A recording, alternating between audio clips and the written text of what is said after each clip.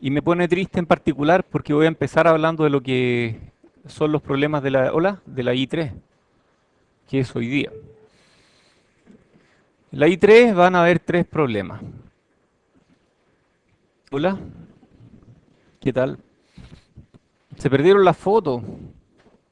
Sí, pucha. Sí. En la I3 van a haber tres problemas. Un problema de verdadero y falso, lo que ya conocen. Un problema de amplificador. Pero ahí me encontré con un problema porque yo no quiero que los errores de arrastre impliquen que a ustedes les vaya mal en la prueba. Entonces, el amplificador tiene una parte que es análisis en DC y otra parte que es análisis en AC, ¿cierto? Entonces, para desacoplar esas dos partes, decidí hacer dos problemas de amplificador en uno. Uno donde resuelve la parte AC de un amplificador y otro donde resuelve la parte DC de otro amplificador. Y no están relacionados. Así que con eso se evitan los problemas de arrastre. Y la tercera pregunta, em, si no, a ver, es la pregunta creativa entre comillas. No es tan creativa, pero ¿qué no he preguntado? ¿Qué debería entrar? ¿Ah? O sea, si en una ya pregunté amplificadores, ¿qué va en la otra parte? ¿Qué- ¿Alguien vio la prueba? Sí, ok. Va a una donde va un transistor usado como switch. Así que es lo esperable, de ahí es lo esperable, no hay nada nuevo en lo que les estoy contando. Con MOSFET, no incluye VJ. Eh, Creo que tampoco puse ninguno. Tal vez lo cambie, porque no lo he impreso. Pero no puse VJT. Así que está cargadita los MOSFETs. Hay otra cosa. En la I1 hubo una pregunta que a no todos les fue muy bien. Y yo creo que una pregunta de circuito. Y después volví a tirarla en la I2 con una pequeña modificación. Y no todos la sacaron. Una de verdadero y falso. Así que yo creo que si la tendencia es correcta, deberían esperar que vuelva a preguntarla en la I3, ¿o no? Sí, la pregunta uno del verdadero y falso podría ser que se repita. Ya. Ah, va por ahí, sí. Sí, voy a volver a preguntar todo lo que sea necesario hasta que aprendan. Ya. Seguidor de voltaje. Me preguntaron por la configuración de seguidor, ¿cierto? Pero seguidor de fuente, ¿o no? Constanza, porque esta la preguntaste tú. Sí, seguidor de fuente. Entonces, ¿qué duda tenías del seguidor de fuente? Va. Porque el seguidor es una cosa así, ¿o no?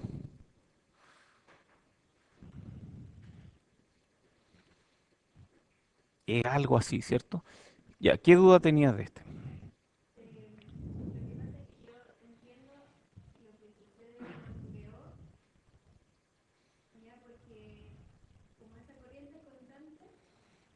Ya,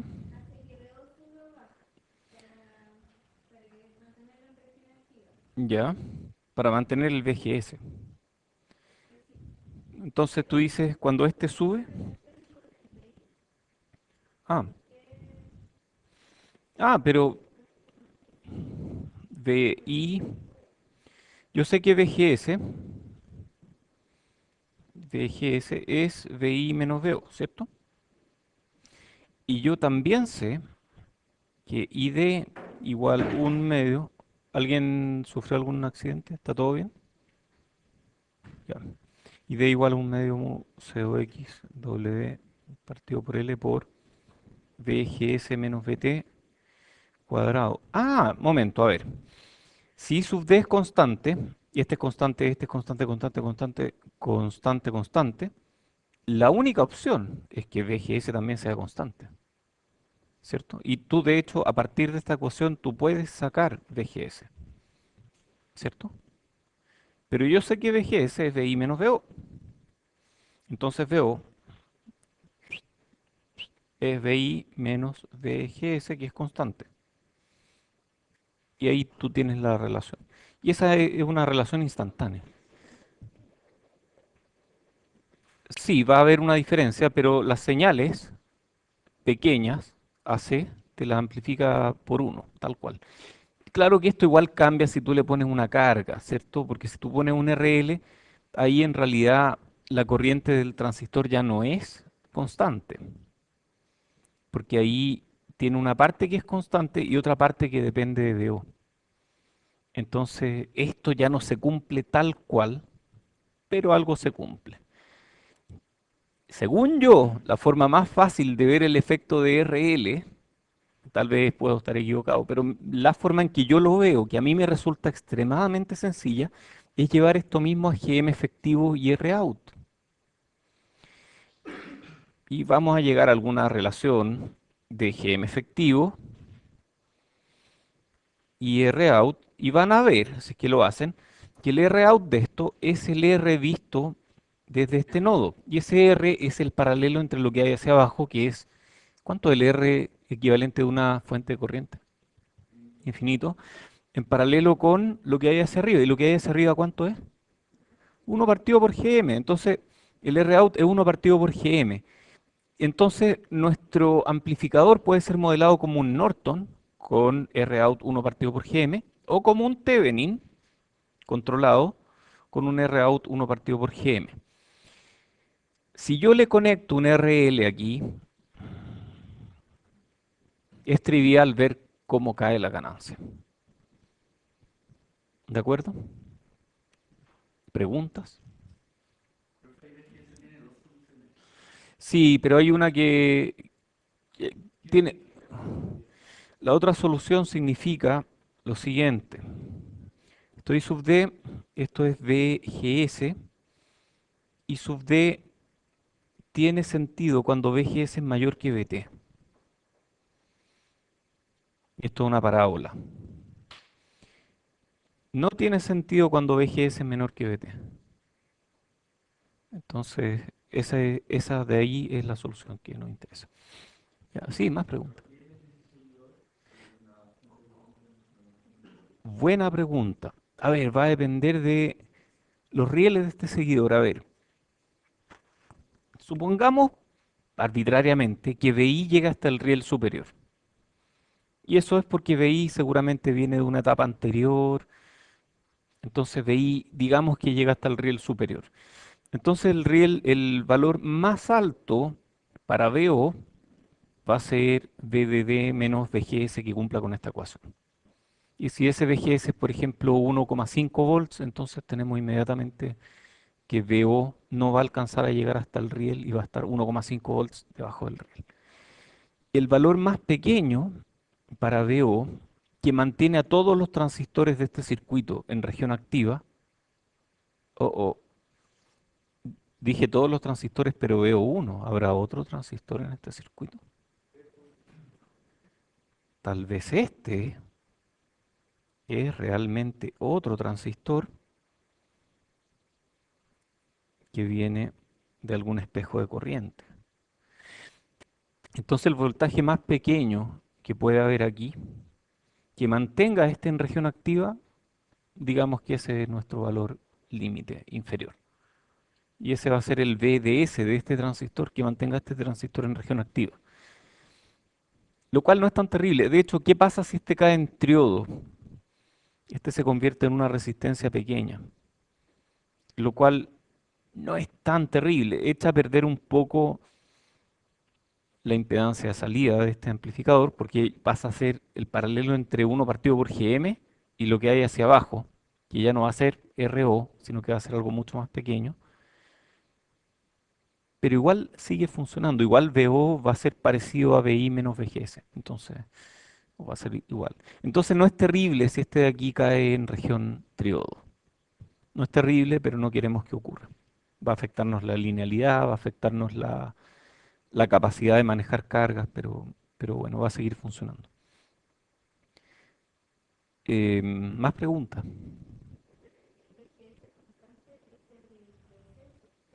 El VGS constante es el V, ¿cuánto? en DC, VGS constante, si es que no hay RL, la corriente aquí es siempre I sub D. Por lo tanto, VGS es siempre constante.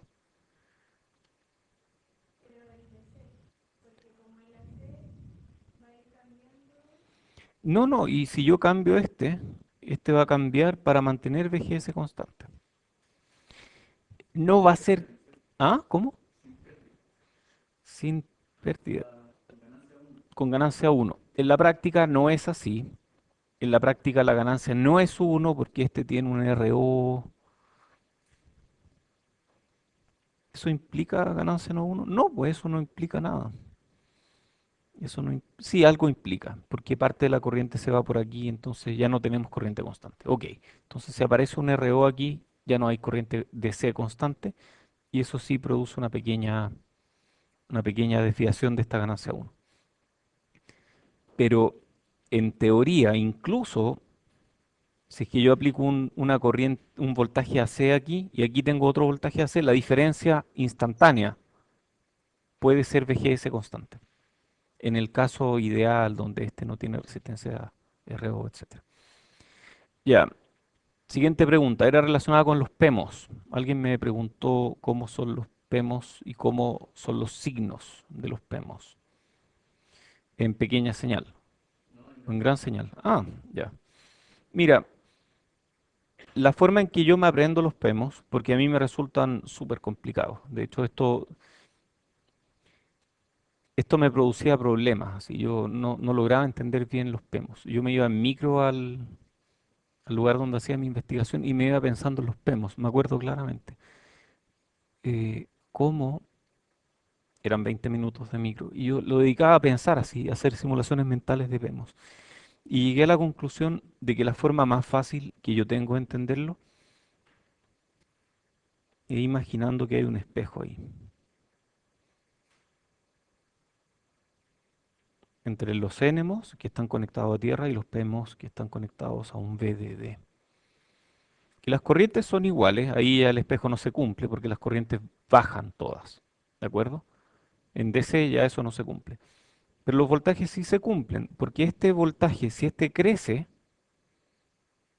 hace que esta corriente crezca. En este caso, si este voltaje crece, hace que la corriente crezca. Entonces esa corriente es ID igual 1 medio mu P, movilidad de los PEMOS, COX, W partido por L por VGS menos VT cuadrado. Por 1 más lambda positivo V de S en, en valor absoluto, lo cual significa que si este voltaje crece en valor absoluto, lo cual es equivalente a decir que este voltaje baja cuando esté fijo, la corriente sube. Ya, eso es lo que ya sabíamos. ¿Qué te complica de este esquema?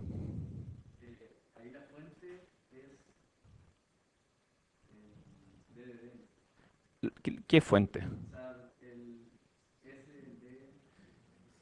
Ah, sí, DS es VDD. Sí. O sea, todo se da vuelta. Sí.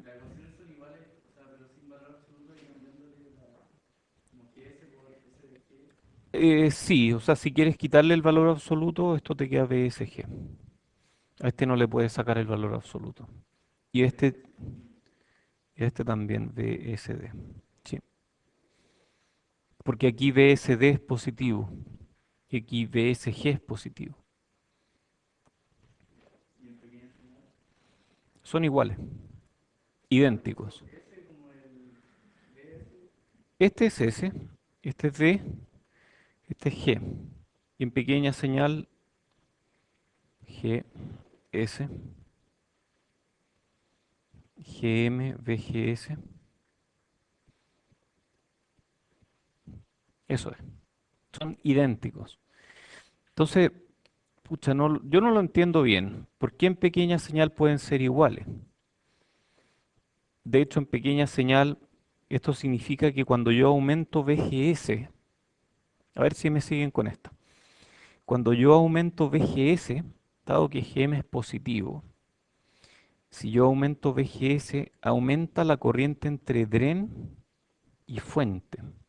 Aumenta la corriente entre dren y fuente. Y aumentar la corriente entre dren y fuente sería como aumentar la corriente que va en la otra dirección. No, no, cacho, no.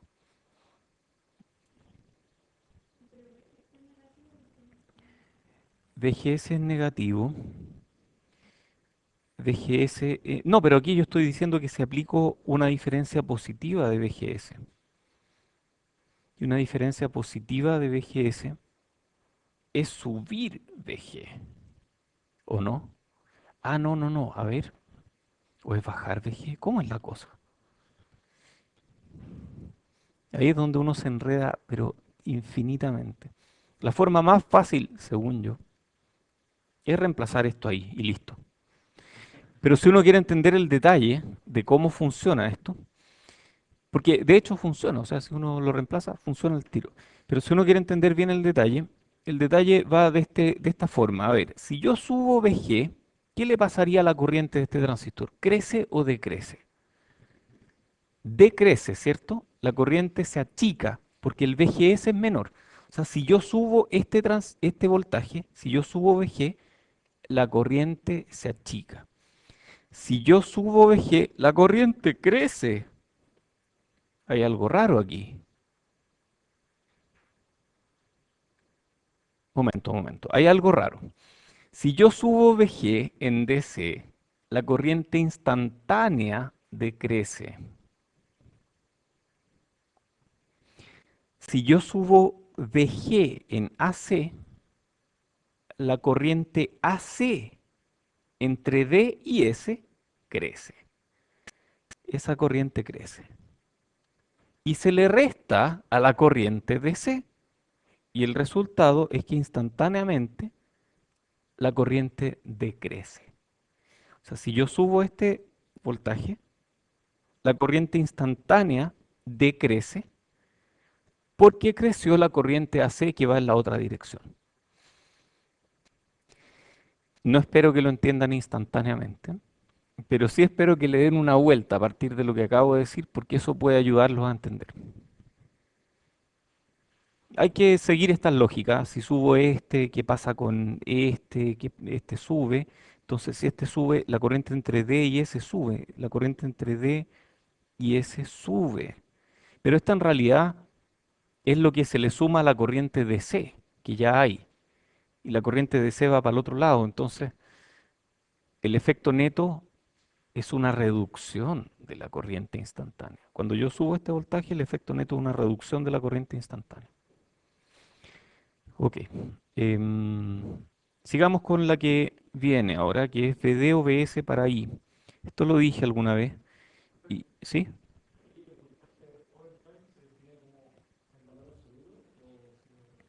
VOV, buena pregunta. VGS. Esta es la forma más fácil, menos VT. Eso es para un PEMOS. Sí. Ya, la otra pregunta es VD o VS para polarizar. Y no sé si puedo explicarlo de una forma distinta a lo que ya lo hice, pero la pregunta es, ¿cómo polarizo yo? Em,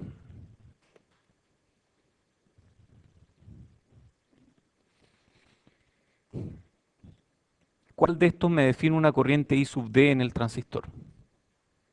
Y la respuesta es las dos. Las dos definen la corriente I sub D en el transistor. O sea, si yo tengo I aquí, estos dos circuitos van a producir I sub D en el transistor. Porque la ecuación que yo haga va a decir I sub D es la corriente que está en el transistor. No hay otra. ¿De acuerdo? Las dos polarizan el transistor, pero lo hacen de formas diferentes. En este caso, si yo tengo un VG constante, VS va a ser ajustado por la fuente hasta que en este transistor el I sub D, que es un medio mu COX W partido por L, por VG menos VS menos VT cuadrado, VG es constante, VT es constante, me va a ajustar VS para que esta corriente sea igual a esta corriente. Entonces, este circuito va a ajustar VS para que la corriente de este transistor sea constante. Si yo polarizo de esta forma, aquí tengo un VGS fijo y la corriente es ID igual un medio mu COX W partido por L por VGS menos VT cuadrado, que probablemente no va a ser la misma ola que esta ID que está acá. Entonces, pero ahí no lo voy a estar polarizando bien. De hecho, aquí le estoy tratando de imponer una corriente ID y este me está tratando de imponer otra corriente ID. Entonces, si hago las curvas, y este es voltaje VO, le vamos a llamar VO, y esa es la curva del transistor. Si sub D es muy grande, voy a polarizar. Si sub D es muy grande, este nodo se va a ir para arriba. ¿Para qué? Aquí me falta algo en esta ecuación. Uno más lambda BDS. Perfecto. Entonces, si VGS, si todo esto es fijo y todo esto fijo no alcanza para cubrir I sub D, va a haber un 1 más lambda BDS y ese BDS me va a ayudar a llegar hasta el I sub D que hay aquí arriba. Si al revés, el I sub D es muy pequeño, voy a caer en triodo y esta ecuación ya no se va a cumplir. Sí, esto es lo mejor para amplificar harto. Eso sí que en realidad no estamos polarizando con I sub D, estamos polarizando con VGS. Lo que estamos haciendo aquí es hacer pelear esta fuente de corriente controlada por VGS con esta fuente de corriente que es constante. Estamos haciéndolas pelear en el sentido de que la intersección de estas dos curvas, de una intersección muy poco estable, me va a definir el voltaje de salida. Y la razón de que sea una intersección poco estable es que la impedancia para arriba es muy grande y la impedancia para abajo es muy grande. Entonces las dos curvas son casi planas. Esta es plana, esta es casi plana. Y la intersección de dos paralelas puede ocurrir muy arriba o muy abajo. Y si la intersección de dos paralelas puede ocurrir muy arriba o muy abajo, y depende de dónde pongo yo esta paralela, entonces significa que tenemos gran ganancia, porque la salida se va a mover un montón si yo muevo un poco mi VGS. Para este VGS caigo allá, para este VGS un poco más arriba caigo acá. Entonces la salida se va a mover un montón. Entonces cuando ponemos la fuente de corriente en el DREN, realmente no estamos polarizando. Estamos usándola de carga. Estamos usando esta fuente de corriente de carga. Y esa fuente de corriente de carga, la forma de implementarla, es con algún transistor cuyo VGS, vámonos al revés, sea constante, VSG, ¿cierto? VSG. ¿De acuerdo? Con un PEMOS. Carga activa. Eso es carga activa. Perfecto. Ya. ¿Hay duda ahí?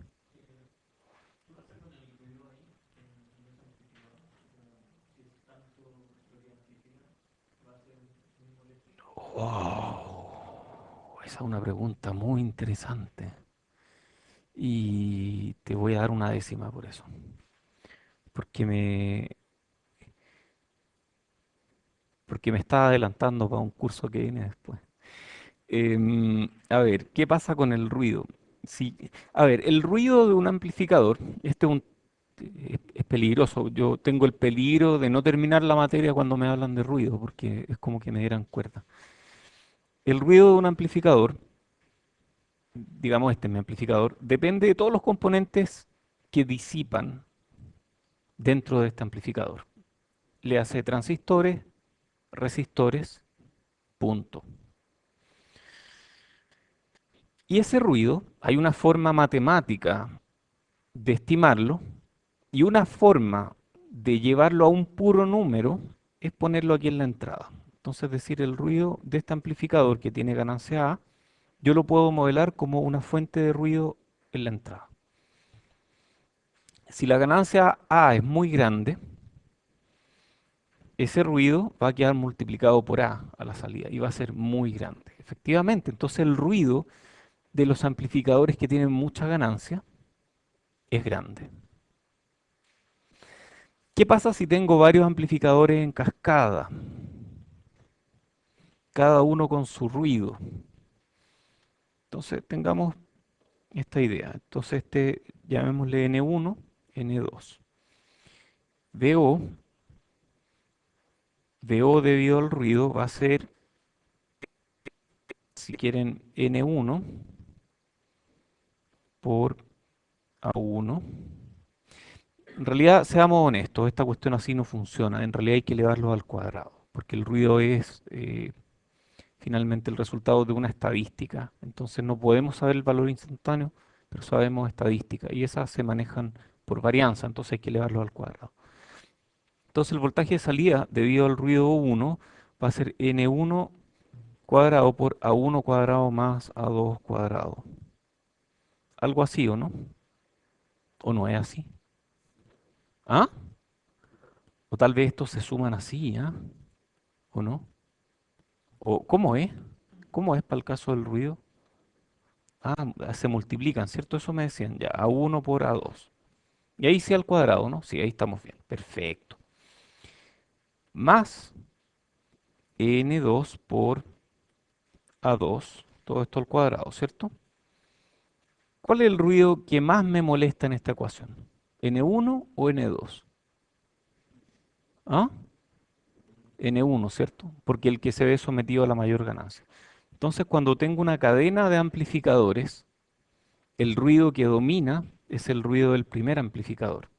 Y es por eso que el diseño del primer amplificador, que a veces le llaman preamplificador y a veces le llaman front-end, es el que más importa. Por eso es que cuando tengo un circuito de RF, el LNA, Low Noise Amplifier, es el primero de la cadena. Y es por eso que en el diseño de circuitos para física de partículas, tanto esfuerzo ponemos en el primer amplificador, para que tenga bajo ruido. Interesante. Ya. Hay otra pregunta. Espejos de corriente. Si se podían hacer espejos de corriente con NMOS.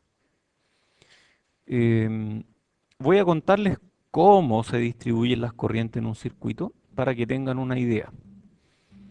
Entonces tengo VDD, PMOS,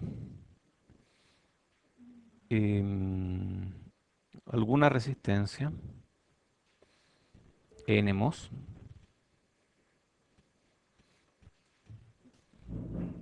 Y yo aquí puedo hacer, por ejemplo, otro PMOS. Y aquí puedo hacer otro NMOS. Pueden ser parte del mismo circuito o no. Esta corriente la puedo distribuir acá, acá. Y cada una de estas ramas va a tener la misma corriente.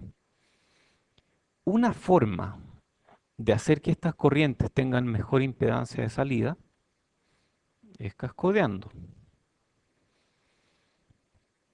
Esa es la forma típica cuando uno tiene suficiente voltaje. Y una forma, no es la mejor,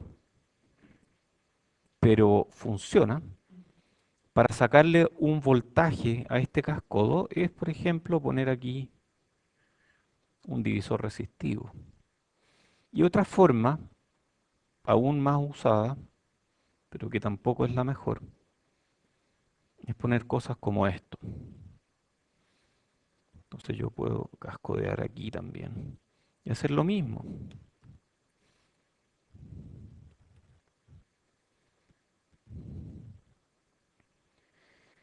Pregunta, ¿quién es el que está definiendo la corriente en este par de dispositivos? ¿Será este o será este? El de abajo, ¿cierto? Porque es el que tiene un VGS constante. Y el de arriba está cascodeando nomás. A ese le damos un VG constante y va a ajustar su VS para que la corriente sea la correcta. Entre estos dos, ¿cuál es el que está definiendo la corriente del espejo? ¿El de arriba o el de abajo? El que tenga el VGS constante, el de arriba. Es el que cumple con ID igual a un medio mu VGS menos VT cuadrado. Entonces este es el que está definiendo la corriente. Este de acá está siguiendo la corriente. Este es el que sigue la corriente. Perfecto. Y en estos de acá, bueno, estos están conectados como diodo. Este está conectado como diodo y copia su VGS a otro. Y este está conectado como diodo y copia su VG a otro. Este está conectado como diodo, copia el VGS. Este está conectado como diodo, copia el VG. Entonces esta es una forma, por ejemplo, de distribuir corrientes en un chip. Muy bien, ¿más preguntas? ¿No hay más preguntas? Bueno, concluimos esta mini tertulia para seguir con la materia. Eh, Hoy esto es lo último que vamos a ver antes de la I. Esto es lo último de tertulia antes de la I. ¿Están seguros que no tienen más preguntas? Sí.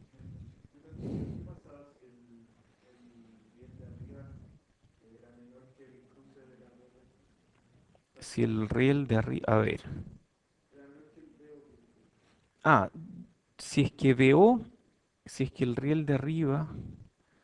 Digamos que este es el riel. Uy, ahí tenemos un problema, ¿cierto? Porque ahí nos alcanzan a intersecar. O sea, ahí hay una intersección que nunca ocurre. Mm, mala cosa. ¿Qué podría significar eso?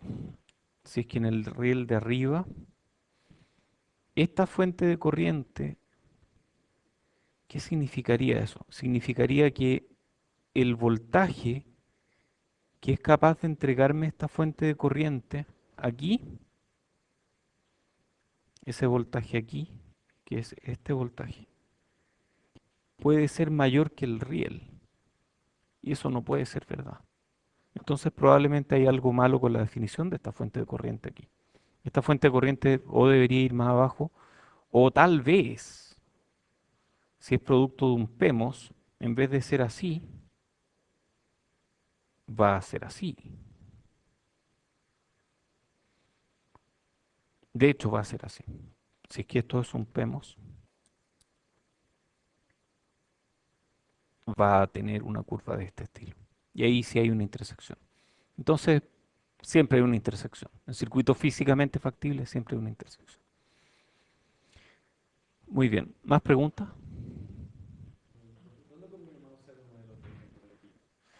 Modelo T conviene más cuando no hay RO. O sea, si tengo el RO, este es T o es pi, este es pi, ¿cierto? Si tengo RO, el pi suele ser bueno. No siempre. Mejor que eso, modelo T es mejor cuando estoy analizando desde ahí, desde la fuente. Por ejemplo, en un compuerta común, CG, o en un DREN común, es mejor el modelo T. En un fuente común probablemente sea mejor el modelo pi. Por un tema de facilidad de, por ejemplo, esto de la impedancia de entrada de que uno partido por GM es trivial cuando usas el modelo T y es un poco más complicado cuando usas el modelo pi. Sí,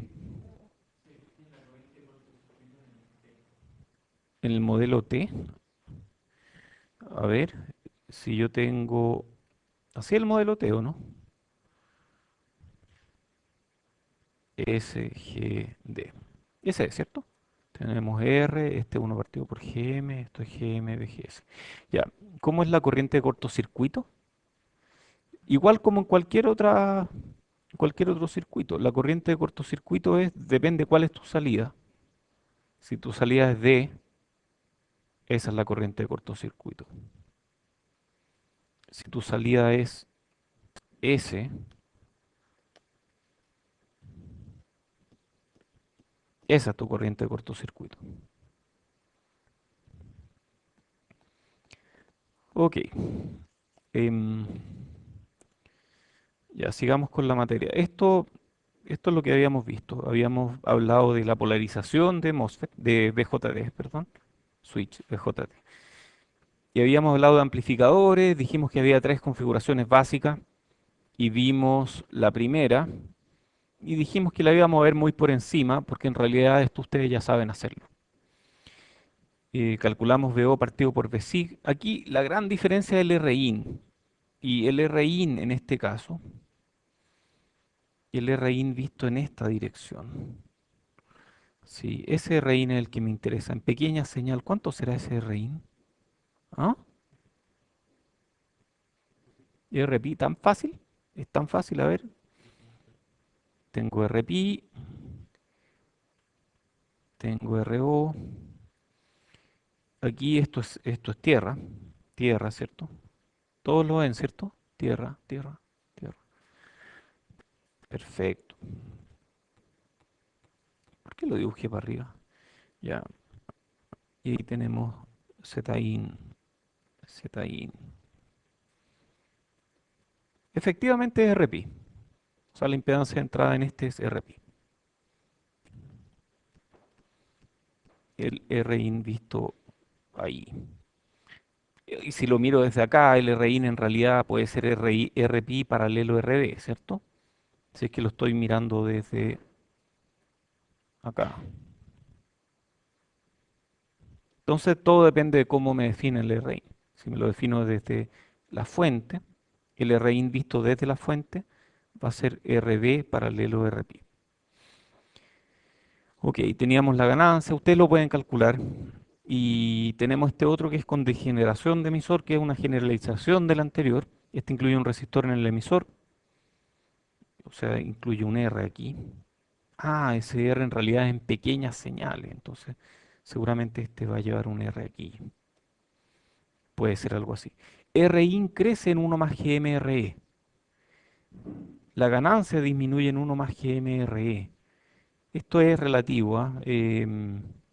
Mírenlo bien. Hagan el ejercicio correcto y vean si eso da o no. A veces funciona, a veces no. ¿Cómo eso? Que a veces funciona, a veces no. Es que depende de cuál es la carga, depende de un montón de otras cosas. Entonces, esto es típicamente, pero no siempre. Y mejora la respuesta en frecuencia. Y aquí, el RE es perfecto, entonces el RE aparece aquí. Bueno, es como lo mismo en pequeña señal. Entonces esto tiene un análisis en AC y un análisis en DC. En DC parece que no es tan difícil, ¿cierto? Esto es I sub V, entonces esto nos define inmediatamente la corriente I sub V y esta fuente va a ajustar su valor de manera que ese voltaje implique que este voltaje sea tal que aquí haya 0,7 volts. Y uno puede hacer los cálculos, no es difícil. Déjenme ver qué tengo aquí. Sí, no tengo mucho.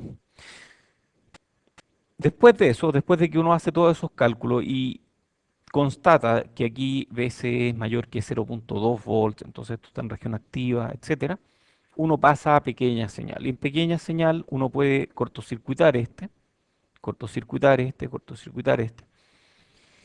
Y luego de eso tenemos que RI, vamos a llamarle RIB. RIB, que es la impedancia vista en esa dirección,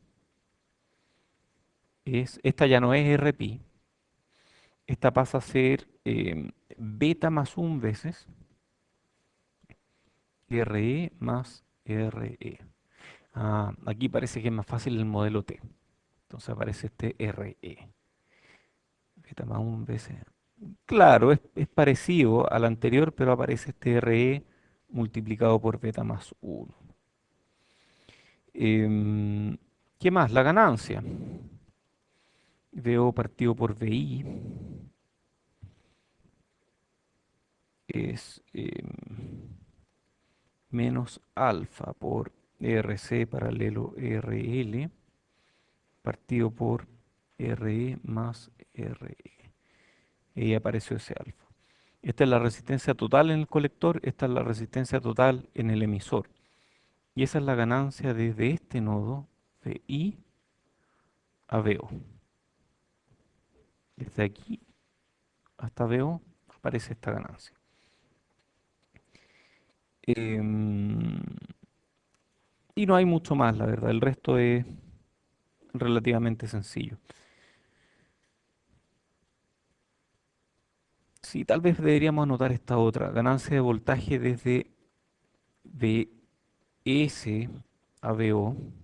O sea, la ganancia de voltaje de aquí a VO, esa es GB. Y esa es, bueno, va a depender de la atenuación que se dé aquí, ¿cierto? Que va a ser Rin partido por Rin más Rsig por esto otro, alfa RC paralelo RL partido por, hay un signo menos acá, partido por RE más RE. ¿Y cuánto es Rin? Bueno, Rin lo tengo acá. Rin es RB paralelo RIB. Entonces ahí ya están todos los factores necesarios. Reemplazo RIB en esta ecuación, tengo RIN. Reemplazo RIN acá y tengo GB. Entonces, a ver, lo importante de esto no es el resultado. No me interesa que se aprendan esto, no para nada. Lo que me interesa es que sepan llegar a esto. Entonces háganlo y vean si pueden llegar a algo parecido a esto. Lo importante es saber llegar, no es aprendérselo. Sí, RIB, si tú pudieras desconectar aquí y mirar en esa dirección aparece un RIB que tiene este valor. Entonces, el equivalente de Thevenin, si quieres, de lo que hay a tu derecha, a la derecha de esta línea, es un RIB. Esto en pequeñas señales. Y eso queda en paralelo con lo que hay acá, con RB. Por eso es que dice que el RIN, que es lo que se ve en esa dirección, es el paralelo entre RB y el RIB. Ya. Sigamos. Base común, muy utilizado como buffer de corriente, usualmente como complemento de la etapa SE. O sea, cuando uno quiere hacer un cascodo, por ejemplo. La entrada está en el emisor, la salida está en el colector y el común es la base. Tiene baja impedancia de entrada. ¿Qué tan baja? Algo así como,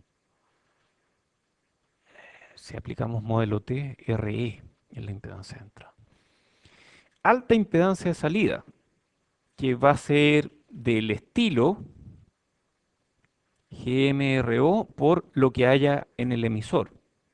Por lo que haya en emisor.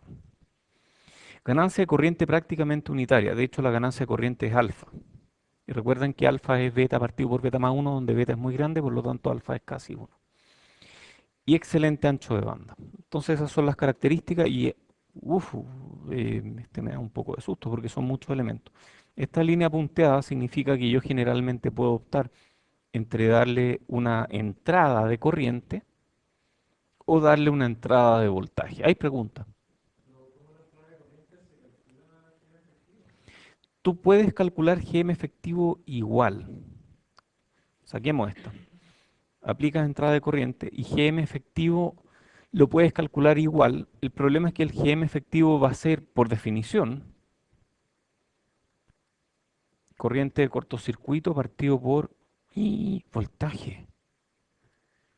¿Qué voltaje de entrada? Bueno, el voltaje que aparezca aquí. Entonces tú igual lo puedes calcular.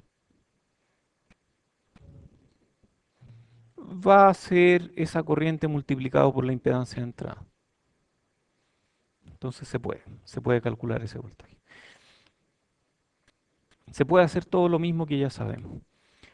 Em, háganlo, háganlo en sus casas y lleguen a resultados parecidos a los que voy a dar ahora. La ganancia de corriente es alfa, menos alfa, depende para qué lado uno la mire.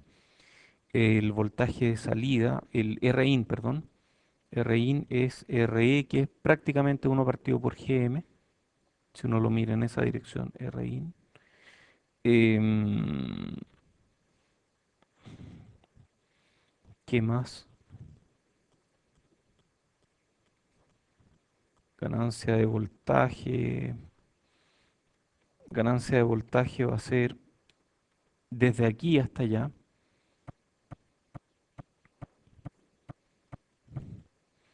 Es alfa por RC paralelo RL partido por R, R, sig más R. Claro, esa es la ganancia desde... Y es positiva. Esa ganancia es positiva. O sea, significa que si yo subo este voltaje, dado que este es fijo, VGS, VE baja, si VE baja, esta corriente baja, este voltaje sube.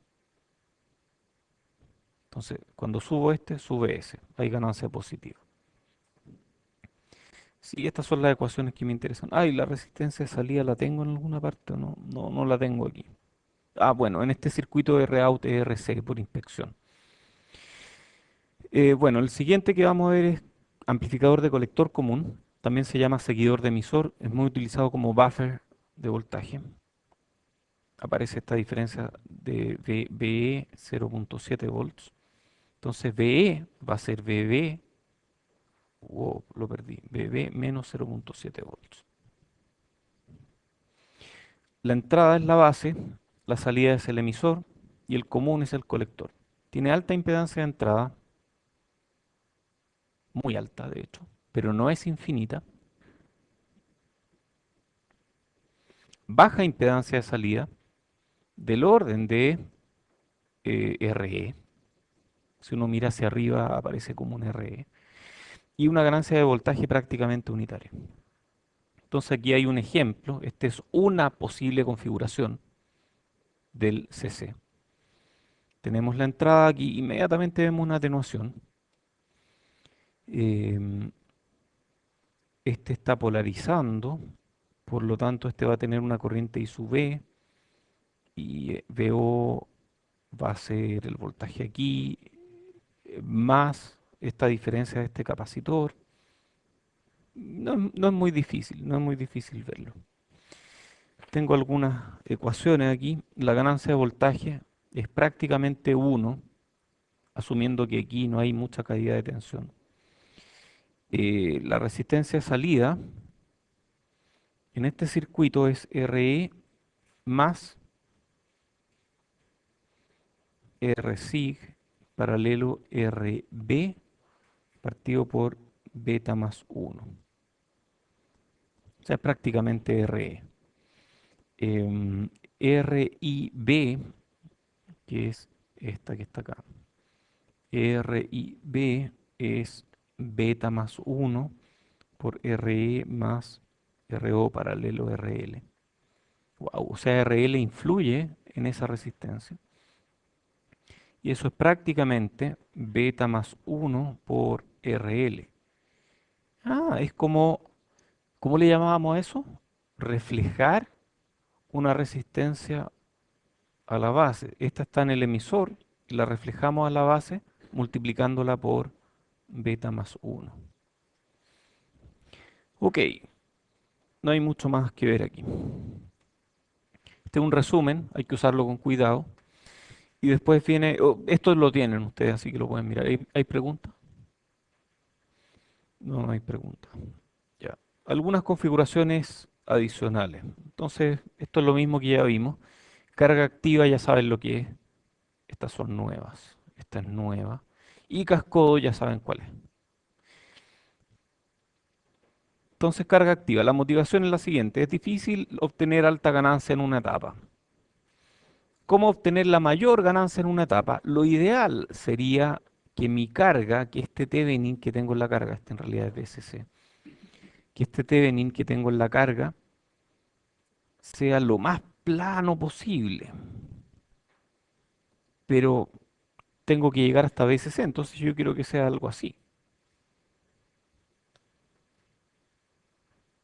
Y esa curva es la de un PNP.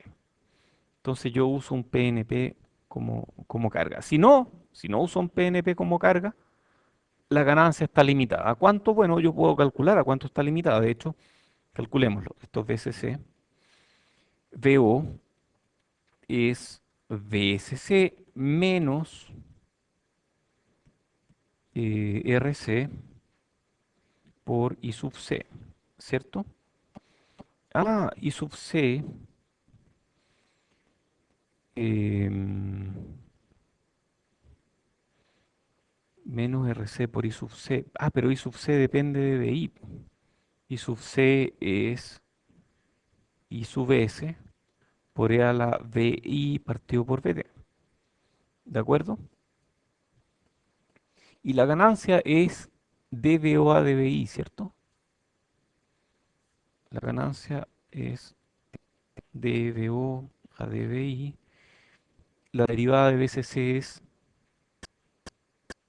cero.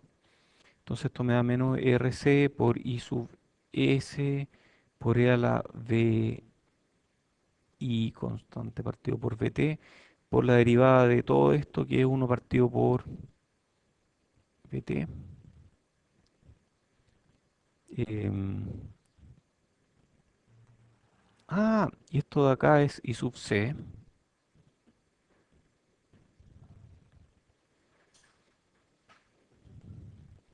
BT. ¿De acuerdo?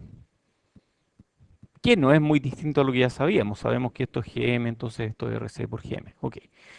Pero hay algo que se desprende de esta ecuación. RC por I sub C es la caída de tensión aquí, en esta resistencia.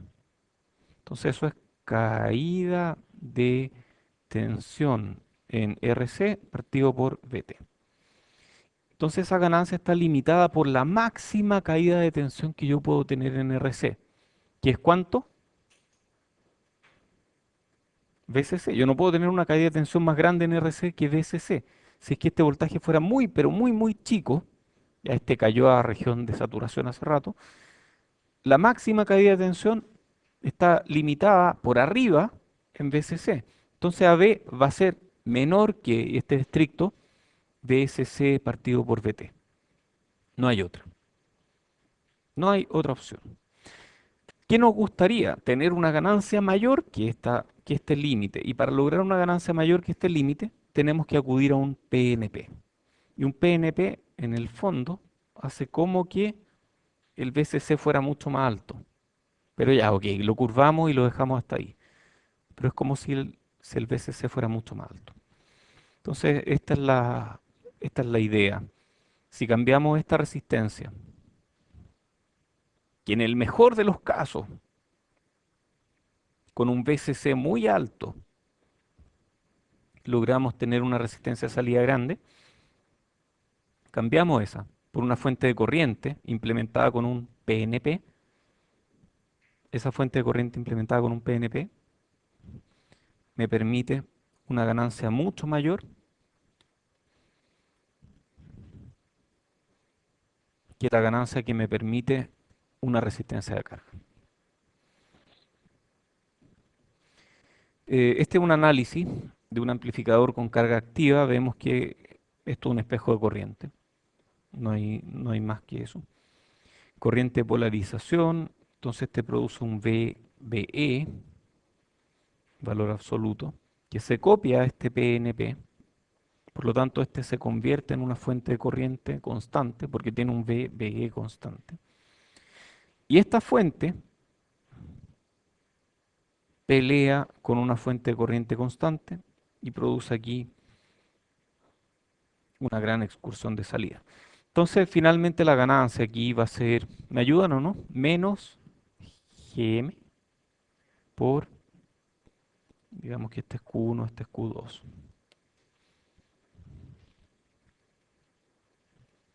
Esa es la ganancia, ¿no? Salió al tiro, ¿cierto?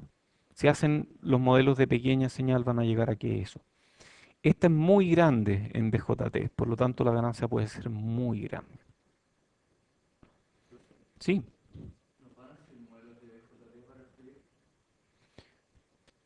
o no sé si les sirvan. Lo malo de los BJT es que tienen corriente aquí. Y esa corriente aquí va a hacer que si ustedes ponen un capacitor aquí, ese capacitor no va a mantener su voltaje, sino que se va a estar descargando todo el rato. Sí, eso pueden hacerlo, sí.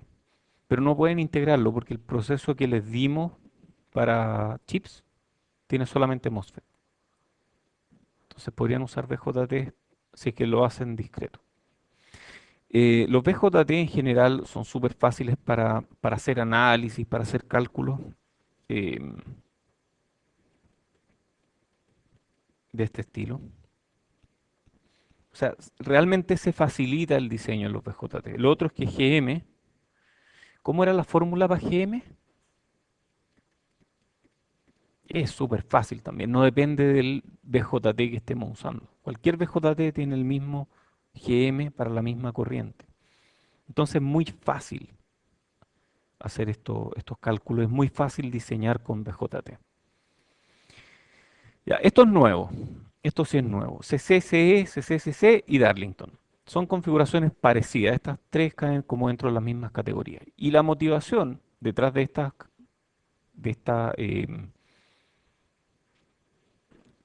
de esas configuraciones es la siguiente. Yo aquí tengo que la corriente de base es distinta de cero. Y si estoy manejando esa corriente de base desde un circuito, yo no quiero que ese circuito sienta la corriente de base. No quiero que se vea cargado por este circuito. Entonces a mí me gustaría que este transistor tuviera un beta más grande, porque si beta fuera más grande, la corriente de base sería más pequeña. Entonces yo quiero reducir la corriente de base.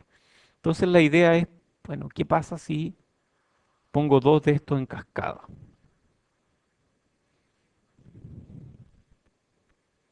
Si hago esto. Entonces, si aquí tengo una corriente I sub C, aquí voy a tener una corriente I sub C partido por beta, y aquí voy a tener una corriente I sub C partido por beta cuadrado. Podríamos hacer eso, ¿no? Bueno, a esa se le llama Darlington, esa ya existe.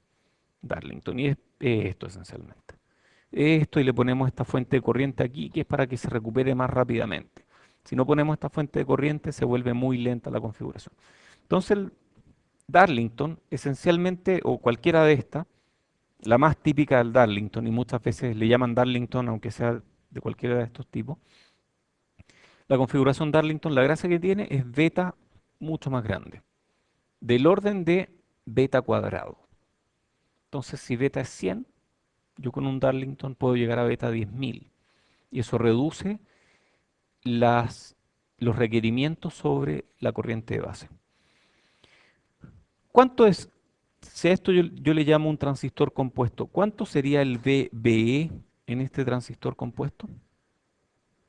1,4 volts, ¿cierto? Entonces, el costo de un Darlington es que el VBE equivalente de este transistor compuesto crece al doble. Bueno, estas son diferentes formas. CCCE, ¿cierto? Esta es CC, CC, y esto es CE, ¿o no?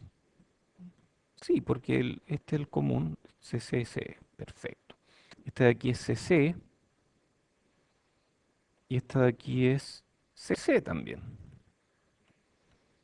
Y esta de aquí se llama Darlington.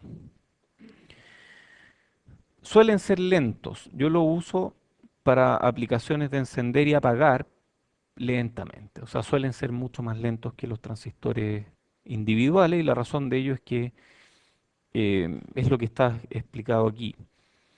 La corriente de base del segundo transistor demora en drenar la carga acumulada en la salida del primer transistor. Entonces se demoran en apagar. Y a veces para apagarlo más rápidamente le ponemos esta corriente de base o le podemos poner una resistencia ahí. Aquí hay un pequeño análisis de CCCE y CCCC. Vamos a hacerlo.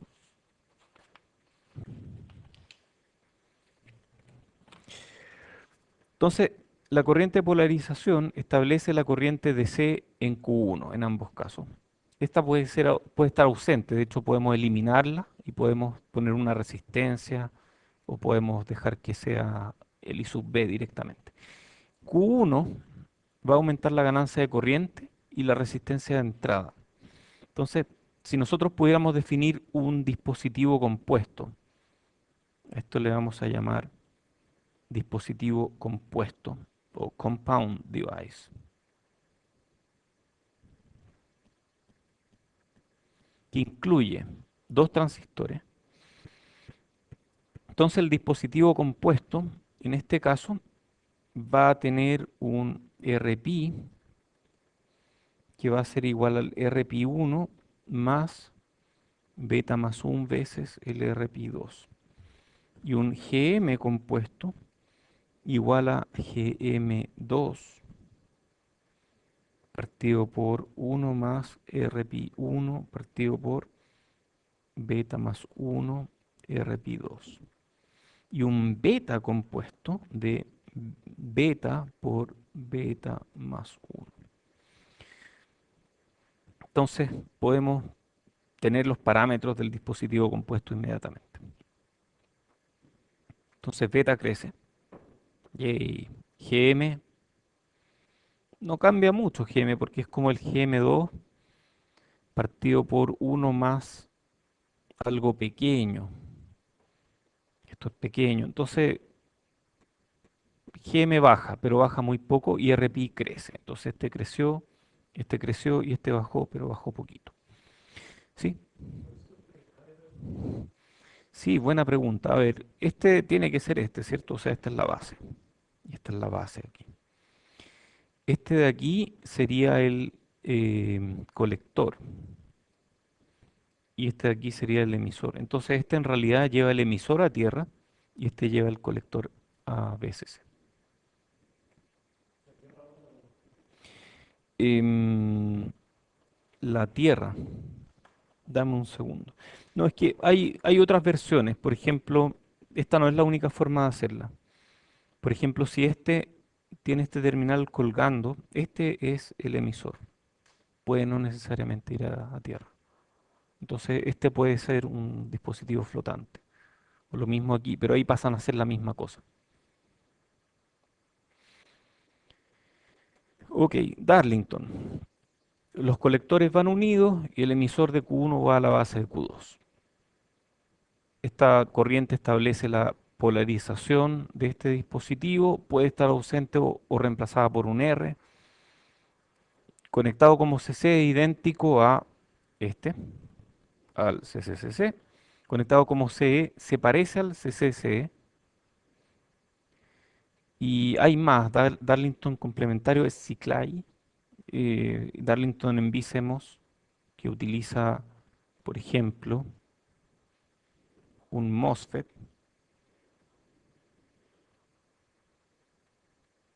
entonces es un Darlington en Bicemos. Y ahí uno puede jugar y ustedes ya tienen una idea de lo que puede hacer cada uno. Impedancia de entrada infinito y tiene el GM de un BJT. Eso. Cascodo.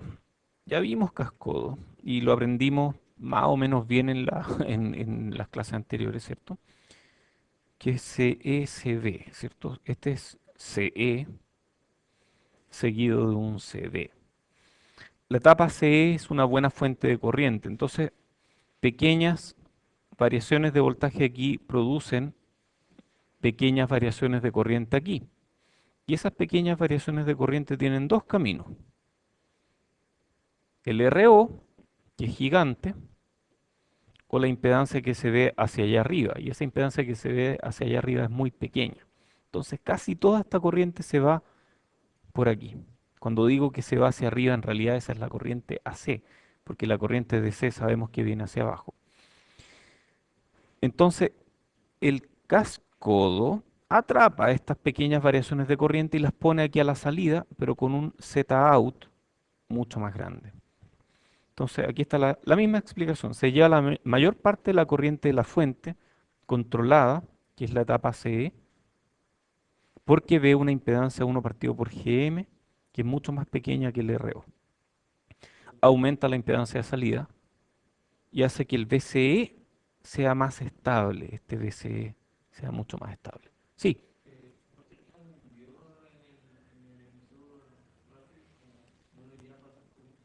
sí, sí, estas son corrientes DC, lo cual cuando yo dibujo una corriente hacia arriba significa que esta corriente disminuyó. Entonces ahí el diodo realmente no existe, se convierte en una resistencia. Recuerden que las corrientes no se devuelven por los diodos, sino que cuando vemos que una corriente se devuelve es como si estuviera disminuyendo.